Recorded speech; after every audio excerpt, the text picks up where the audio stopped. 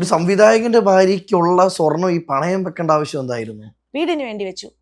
വീടിന് വേണ്ടി വെച്ചു. കാരണം ലോൺ നമ്മൾ ഈ ഡൗൺ പേയ്മെന്റ് അടയ്ക്കണമല്ലോ ആദ്യമേ, അത് കുറച്ച് എമൗണ്ട് കിട്ടിയുള്ളൂ.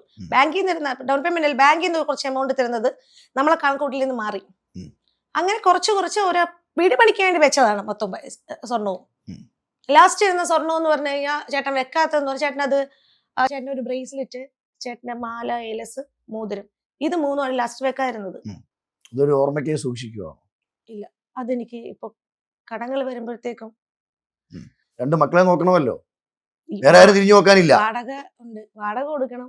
ഇപ്പോഴും വാടക വീട്ടിലാ? വീടില്ല എനിക്ക് സ്വന്തമായിട്ട്. കാറ്ററിംഗ് നടത്തിക്കൊണ്ടിരുന്ന സമയത്ത് ഒരു വീട് ഞാൻ എടുത്തതാണ്, അതിന് വാടക കൊടുക്കണം. പക്ഷെ അത് 10,000 രൂപയാണ് അതിന്റെ വാടക. അപ്പൊ ചോദിക്കുക, എന്തിനാണ് എനിക്കും മക്കൾക്കും താമസിക്കാൻ 10,000 രൂപയുടെ വാടക? അതും ചോദിച്ചിട്ടുള്ളവരുണ്ട്. അവള് വേണമെങ്കിൽ കൊല്ലത്ത് പോയി നിന്നോട്ടെ എന്ന് പറഞ്ഞു. പക്ഷെ എന്റെ മക്കൾ ഇവിടെ പഠിക്കുന്നത്.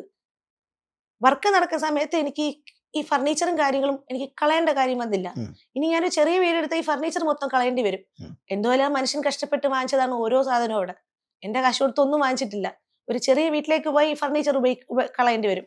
പിന്നെ കുഞ്ഞുങ്ങൾക്ക് പെട്ടെന്ന് അതിനകത്തോട്ട് എന്താ പറയാ, അവര് ഒരു രീതിയുണ്ട്, പെട്ടെന്ന് അവരെ മാറ്റാൻ ഞാൻ ശ്രമിച്ചിട്ടില്ല എന്നായിരിക്കാം അഹങ്കാരമല്ല. പിന്നെ മക്കൾ ഇവിടെ പഠിക്കുകയാണ്. അവർക്ക് വീട് കഴിഞ്ഞാൽ, ഞാൻ കഴിഞ്ഞാൽ സ്കൂൾ ഫ്രണ്ട്സ്, ട്യൂഷൻ ഫ്രണ്ട്സ്, ഇതാണ് അവരുടെ ലോകം.